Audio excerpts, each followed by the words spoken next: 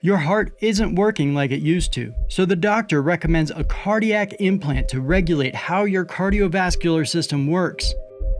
But unfortunately, shortly after you have this radio frequency or just RF connected device implanted inside your chest, the FDA announces the device is vulnerable to attacks that could allow malicious actors to take control of your device. Even talking about this is entirely horrifying, let alone for those who had to experience such worry. The hacking of heart implants is so scary, most people would rather assume this is just a story or a tall tale. But sadly, this actually happened, and not even that long ago, just back in 2016 and 17. The beginning. 2016. In August of 2016, the world was warned that cardiac implant devices designed and built by St. Jude's Medical, now owned by Abbot Laboratories, were vulnerable to several critical security flaws. The warning didn't come from St. Jude or the FDA. Instead, a security provider called MedSec, in partnership with the investment firm Muddy Waters, released a report detailing all these issues. The vulnerabilities they disclosed were severe enough that a malicious attacker could trivially take over and remotely control these life-saving devices. A whole 6 months later, on January 9, 2017, the FDA finally issued a safety communication and recall concerning patient safety issues related to cybersecurity vulnerabilities found in St. Jude Medical RF-enabled implantable cardiac devices, as well as the Merlin at-home transmitter. The FDA warning went on to confirm that the vulnerabilities in question, when exploited, can let a malicious actor remotely access a patient's implanted cardiac device by altering the Merlin at-home transmitter. What could be done? Once a transmitter is compromised, the remote unauthorized user has complete control over the cardiac implants connected to it. This access enables the malicious actor to modify the programming of the Merlin at-home device.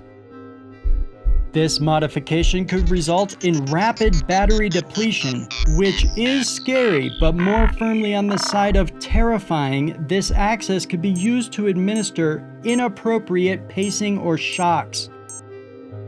In more layperson's terms, that means they can cause a cardiac event up to and including death. Let that sink in. 465,000 people had devices inside their chests that could be taken over by unauthorized third parties who could then use these devices to kill them. Officially, no one was killed by hacking these flaws. Fixes took years. St. Jude, acquired by Abbott Laboratories not long after these flaws came to light, took at least 6 months to patch these vulnerabilities. But reports say they knew of these flaws and even knew of actual patient harm, including 2 deaths from premature battery depletion that stemmed from flawed implanted devices since at least August of 2014. That is, years with insecure and unsafe devices in hundreds of thousands of people's bodies, keeping them alive until they were hacked or stopped working. We could have helped. If any of those affected had been using IoT Secure solutions, the impact and severity of these flaws would have been severely reduced. Our solution is designed to help you manage unmanaged devices in myriad ways. For example, in the case of these cardiac implants, you can monitor any unmanaged devices, like the Merlin at-home transmitter, and alert on any unexpected or suspicious traffic. effectively keeping malicious actors from ever taking the transmitter over in the first place. Attacks like these would have much less impact if people took unmanaged devices seriously and kept them safe. They could have protected, in this case, their lives.